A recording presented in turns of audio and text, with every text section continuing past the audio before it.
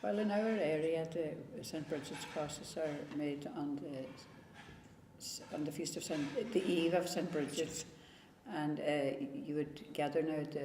I know some neighbours would gather together in one house, and somebody would go out and say a prayer, before you come into the house, carrying the rushes with them. Mm-hmm. And during the cross making, they would have poundies, which is mashed potatoes and onions and butter, lovely butter. Mm-hmm. And then there'll be a cross made for sort of the house and also for all the outhouses outside, the byres or the stable for the horse, or places like that there to protect the animals throughout the year as well.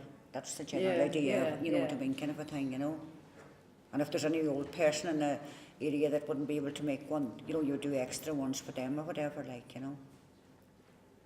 Yes, well, I still make them, and I would cut the rushes if there was any around the garden, which there's plenty, and on the night before the 31st, and I would make my crosses that evening, and I would put them out before bedtime, before 12, and I would have a little bit of cloth, or some sort of white scarf, and I would put them all into a bowl and put a big stone top them so it was a stormy night, they wouldn't blow away, and leave them out on the windowsill all night, and St. Brigid would come during the night and bless them. And then the cloth would, if you had any sores or that during the year, sore throats or any sores, especially with children, that you'd rub this little bit of cloth on them. We used to have to cut the rushes, the head of the house normally did that, before the sun went down on the 31st of January. Mm-hmm. And then he came to the back door and he called out for the people in the house to go on their knees and to welcome St. Brigid in.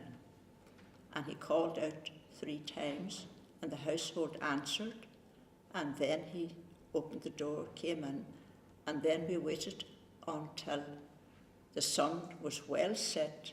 We had poundies first, you had the shave of rushes under the table, and then after that, when you had the meal, everybody tied a few rushes round their head, band, something to do with headaches, and then you made so many crosses, depending on how many byres you had.